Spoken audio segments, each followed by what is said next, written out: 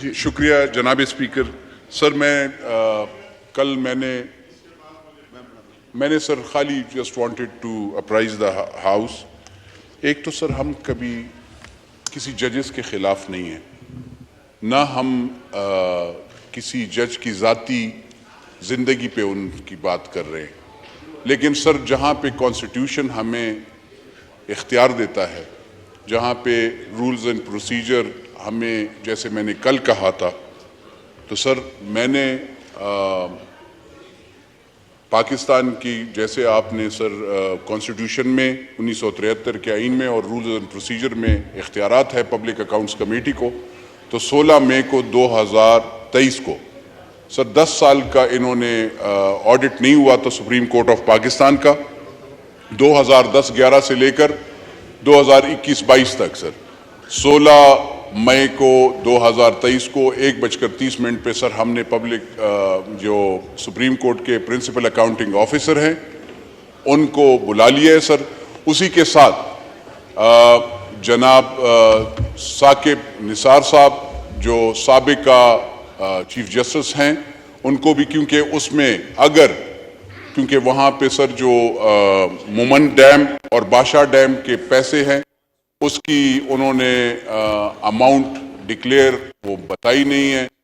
پاکستان کی، نہ auditor general office کے ساتھ، نہ سر وہ یہاں پہ وہ ہوئے، تو اس کے بھی ہم نے ریکارڈ مانگا ہے. اسی طریقے سے سر ہم نے یہ بھی مانگا ہے سر کہ president of Pakistan, prime minister of Pakistan, federal minister, speaker, national assembly, senate chairman, ان سب کو، اور اسی طریقے سے چیف جسٹس ہو، ججز ہوں، ان کو کتنی سیلریز، ریٹائرمنٹ، لاٹس، اور اس کا بھی ریکارڈ ہم نے سر مانگ لیا ہے. تو میں نے اس لیے یہاں پہ بات یہ کی ہے. میں چاہتا ہوں کہ یہ ہاؤس اور اسپیکر صاحب آپ ہمارے ساتھ اس میں کھڑے ہوں، کیونکہ ہم سر کوئی کسی کی ذاتی زندگی کے ساتھ کسی کی تذلیل کرنے ہم نہیں آتے، لیکن یہ اختیار ہمیں حاصل ہے کیونکہ کانسٹیٹیوشن نے یہ حق دیا ہے اس ہاؤس کو کہ خالی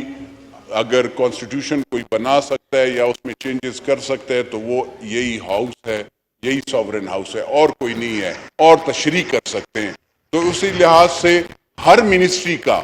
including supreme court of Pakistan اور جو بھی ذیلی ادارے ہیں، ان کا بھی آڈٹ جو ہے وہ یہی پبلک اکاؤنٹس کمیٹی میں آ سکتے ہیں اور ان کو وہ جواب دیں گے. تو sir I just wanted to apprise your